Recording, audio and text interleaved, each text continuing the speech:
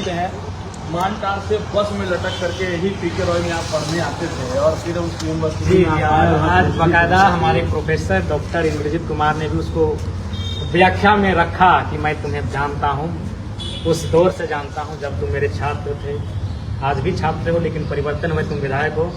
और बिल्कुल वो कभी पूछते थे अपनी केबिन में बैठाकर जरा हम क्या प्रॉब्लम है, कभी देखते हैं तुम ईंट भट्टे वाली गाड़ी में बैठकर आते हो, कभी देखते हैं सीमेंट वाली गाड़ी में ऊपर बैठकर आते हो, कभी पुआल वाली गाड़ी में बैठकर आते हो। तो हमने कहा सर तो चांची से आने वाले लड़के, राजगंज से आने वाले लड़के, उधर निमिया घाट डुमरी से आने वाले लड़के अगर वो घर से निकलते ना सर तो बड़ी मुश्किल से 10 रुपये 15 रुपये 20 रुपये जेब में निकलते और अगर उन पैसों को बचा ले, जो पैसे वो घर से लेकर निकलते हैं तो एक जंग जीतने के बराबर होता है। तो इसलिए हम लोग प्रयास करते हैं सबसे पहले कि जीटी रोड में कौन सा गाड़ी है जिसको हाथ देंगे। कभी कभी हम लोग बड़ी बड़ी गाड़ियां जो एलपी वगैरह है जो हाईवे में कलकत्ता तक जाती हैं उनको भी हाथ देते थे, बरबड्डा तक छोड़ दे, बरबड्डा तक सोचेंगे उसके बाद से। तो हम लोग प्रयास करते हैं कि फ्री में कैसे खोले जाए। तो उसी क्रम में हमारे गांव में बहुत सारे ईंट के भट्टे हैं, तो जो लोग ड्राइवर हैं वो हमारे भाई लगते हैं। वो देखते थे सड़क में तो बोलते थे बैठो, तो हम लोग बोलते थे कि हम लोग को अंदर बैठने की आदत नहीं है, हम लोग हुड में गए हैं, तो फिर उस गाड़ी के ऊपर बैठते थे। इसीलिए हमें बैग में हमसे गमछा लेके आते थे। फिर जब पीकर कॉलेज के गेट पर उतरते तो गमछे से पहले पहुंचते थे, वॉशरूम में जाके साफ करते थे। तो कई बार हमारी क्लास की कन्याओं ने भी पूछा कि यार तुम लोग क्या करते हो उधर से आने वाले लड़के। हम बोले देखिए आप लोग नहीं समझिएगा, शहर से आने वाले लोग, आप लोग टेम्पो में बीच में बैठ कर आते हैं, हम लोग गाँव से आने वाले बहुत मुश्किल से आते हैं। तो बाकायदा उस चीज़ को आज हमारे प्रोफेसर ने भी व्याख्या में कहा कि मैंने उस दौर को तुम्हारे बड़े करीब से देखा है। सच है, बिल्कुल मानटार मोड़ में खड़ा रहना, सारी बसों का नाम याद है, बुंदेला, पम्मी, विजय, शिवम, आनंद, एसएसटी, गेड़ा, माँ जयमंती, आलम रोडवेज, आनंद, सागर, तमाम बसों का हमें नाम याद है, उनका टाइमिंग याद है, किस टाइमिंग में आते थे, हर एक उनसे झगड़ा होता था। और उसके बाद जब परिस्थितियां नॉर्मल होती थी तो हम लोग कहते थे कि दादा कुछ बहन जीवो था हम पैसा असूल कर दे, कुछ बहन जीवो तो हिस्सा रह गई। ऐसे हम लोग उस समय जब शुरू किए थे कॉलेज की पढ़ाई तो हम लोग 2 रुपया भाड़ा से शुरू किए थे और 10 रुपया में खत्म किए थे। यानी लगभग 2009 से जब मैट्रिक की परीक्षा दी उसके बाद से कॉलेज आने शुरू किए और जब एमए खत्म हुआ तो 2017 था। उसके बाद 2-3 साल पीएचडी में, यानी 9 से लगभग 21 तक, यानी 12 साल जो हमने बस का सफर किया उसमें 2 रुपये से शुरू किए थे और हम लोग 10 रुपये में छोड़े थे। अब आज के बच्चे बताएंगे कि भाई भाड़ा क्या है, हम लोग 10 रुपये में छोड़े थे। अच्छा एक बात बताइए, पढ़ाई लिखाई के दौरान बच्चों का नौकरी लग जाता है, किसी का ब्याह हो जाता है, पहली बार देखे हैं कि पढ़ते पढ़ते डायरेक्ट जो है आप सदन में चले गए विधायक। ये हिस्ट्री है, ये पूरे हिंदुस्तान और झारखंड में हिस्ट्री में पहली बार हुआ है कि कोई लड़का पढ़ते पढ़ते विधायक बना है, ऐसा कभी नहीं हुआ। वह कम उम्र का लड़का या लड़की विधायक तभी बना है जब उसके पिताजी का टिकट उसको मिला, उसकी माताजी का टिकट उसको मिला। झारखंड हिस्ट्री में ये पहली बार हुआ है कि कोई पढ़ते पढ़ते विधायक बना है और विधायक बनने के बाद भी पढ़ाई जारी है, ये हिस्ट्री है। और साथ ही साथ मेरी आलोचना हो सकती है, विधायक जयराम महतो को लोग गालियां दे सकते हैं, विधायक जयराम महतो की लोग आलोचना कर सकते हैं, लेकिन मेरा जो पीएचडी तक का जो सफर है उसकी प्रशंसा होनी चाहिए, उससे प्रेरणा लेनी चाहिए। आपने बात कही कि किसी के फादर एमएलए हैं, एमपी हैं, उन्हीं के पुत्रों को। हाँ ये रियलिटी, या तो बड़ी पार्टियां अगर आप फेस वैल्यू है, जैसे 25 साल की लड़की को बिहार में टिकट मिला क्योंकि वो एक लोक गायिका थी, उसका पॉलिटिक्स का लोग भी नहीं जानती है, एक हमें नहीं लगता है राजनीति का कुछ समझ है, लेकिन चूंकि वो प्रसिद्ध थी, अगर कम आयु में 2-4 को टिकट मिला तो वो सिनेमा जगत से हो, कोई गायक हो, कोई नृतक हो, कोई अभिनेता हो तो मिला, नहीं तो अब जितने उठा लीजिए। मैं झारखंड में इस बार कई विधायक हैं जिनकी उम्र 35 से 40 से चली है। हमारे बाद अगर सबसे कम आयु के विधायक कहेंगे तो जयराम महतो है, उसके बाद आती है पूर्णिमा साहू।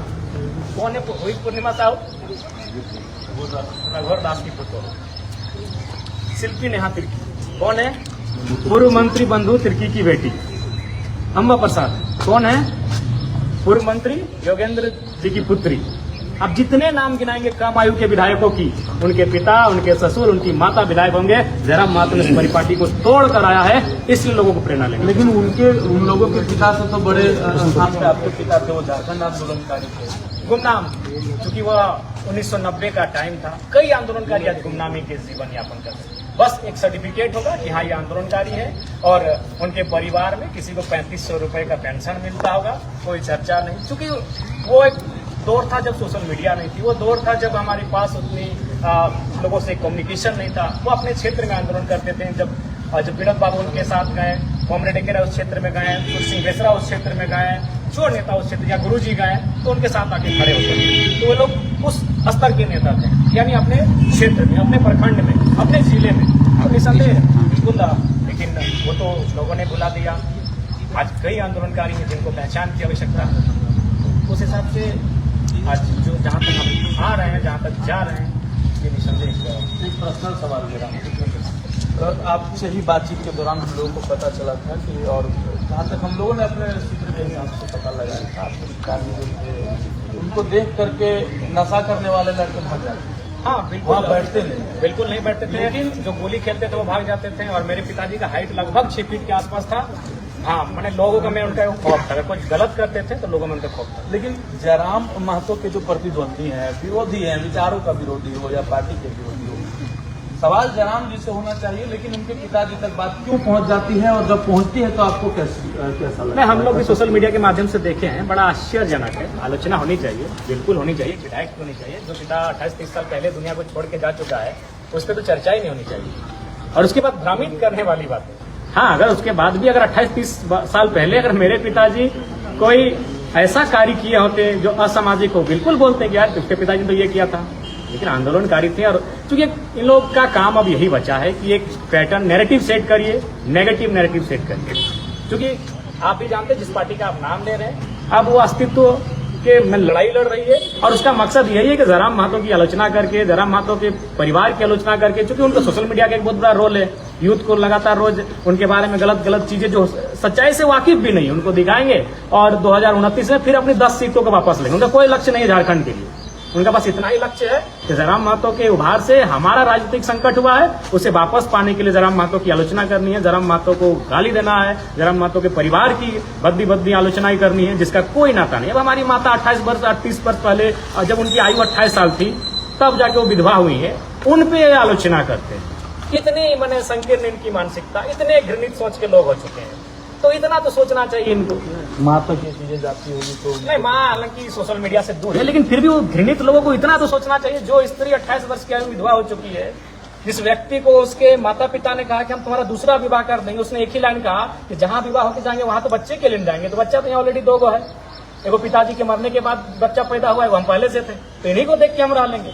और उस पर ये लोग आलोचना ही नहीं करते हैं, बहुत ही गंदा शब्द लिखते हैं, गंदा बोलते हैं ये लोग। तो बस ऐसे ही कारण उनकी पार्टी आज यहाँ हाशिए पर आई है। इसी कारण जिस राजनीतिक दल ये कर रहे हैं वो इसी कारण है। मैं फिर कह रहा हूँ, आलोचनाएं बिल्कुल, अगर मेरे परिवार के लोग भी अगर असामाजिक कृत्य में होंगे, आलोचना करिए, लेकिन आप एक नैरेटिव सेट कर रहे हैं जो सच्चाई से कोई वाकिफ नहीं है। और कहाँ कोई धनबाद में बैठ कर रहा है, कोई रामगढ़ और रांची में बैठ कर रहा है। तो चाची में, अगर तो चाची वाले लोग क्या थे मेरे पिताजी के बारे में, उसी दल के लोग, गणमान्य लोग तो चाची में बैठे हैं।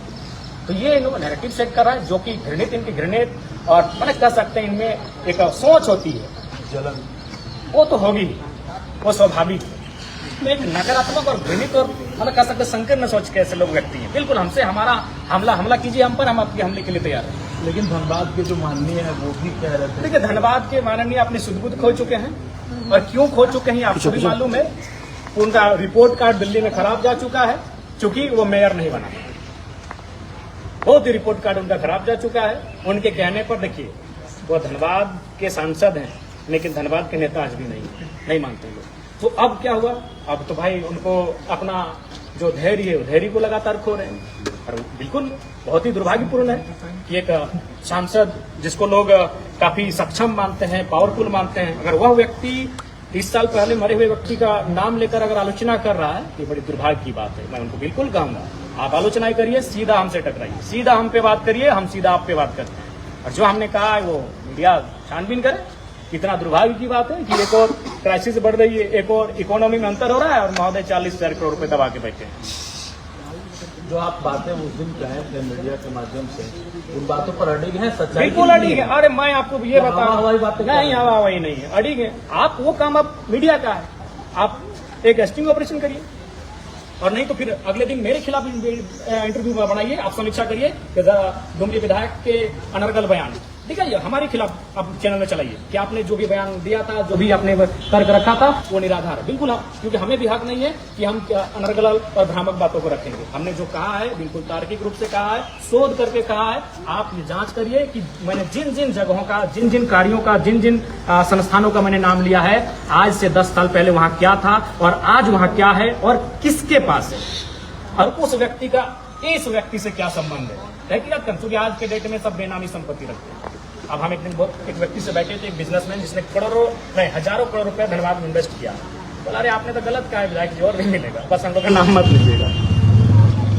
बेनामी संपत्ति होती नहीं, छोड़ दीजिए, बेनाम का है, लेकिन बेचारा का बिजनेस कर रहा है, अभी और निकलेगा। और बताइए, उनके समर्थकों को सवाल पूछना चाहिए कि जितने रुपए हैं, अगर एक दिन में 1 लाख रुपए कह दिए कि आप बांट दीजिए, डोनेट कर दीजिए, एक दिन में 1 लाख खर्च कर लीजिए, तो कितना लगेगा मालूम है आपको? लगभग 10,000 साल लगेंगे। 10,000 साल समझ रहे हैं? पढ़ने वाले छात्र हैं भाई, 10,000 साल पहले क्या था? नवपाषाण युग था, पूरा पाषाण, मध्य पाषाण, नवपाषाण। संभव तो हम कपड़ा भी नहीं पहनते थे। अरे पीछे मतलब, क्योंकि सभ्यता जब आई तब हमने कपड़ा पहना। यानी इतना पैसा है कि जब हमने कपड़ा नहीं पहनना था, उस समय से लेकर आज तक अगर दिन में 1-1 लाख रुपए बांटेंगे तो खत्म नहीं होगा। और आज देश में अंतर हो चुका है। क्यों? कारण क्या है? इसलिए कुछ लोगों ने ले लिया है, अपने कब्जे में कंट्रोल कर लिया है। पैसा बढ़ा है, जमीन किसका है क्या उनका? बहुत जोरदार तरीके किसका है भैया, आप देखिएगा ना, भैया चुनाव में आपने देख लिया, इसीलिए उनको सुधार करना चाहिए। कुछ अगर टिप्स देना चाहें तो आप युवा हैं। हाँ, हम तो कहेंगे कि दान कर दीजिए। धन का 3 गति होता है। मैं ये आपके चैनल के माध्यम से इस देश के, इस राज्य के, इस जिले के तमाम रसूखदारों से कहूंगा, जिनके पास अकूत संपत्ति हो गई है, चाहे वो नामी हो, बेनामी हो, चल हो, अंचल हो, 3 प्रकार का। पहला, उपभोग करिए। उपभोग मतलब कपड़ा लीजिए, जूता लीजिए, मोजा लीजिए, गाड़ी लीजिए, सोना लीजिए, चैन लीजिए, खाइए, यूज करिए। दूसरा, डोनेट करिए। तीसरा, खत्म हो जाएगा। स्पेन में क्या हुआ? इटली में क्या हुआ? कोरोना आया, महामारी आया, लोग सड़कों पे आए, पैसा फेंकने लगे। धन का 3 ही गति होता है, उपभोग करना, दान करना या नष्ट हो जाना। यही हम कहेंगे। चलिए, बहुत अच्छा लगा बातचीत करके। और भले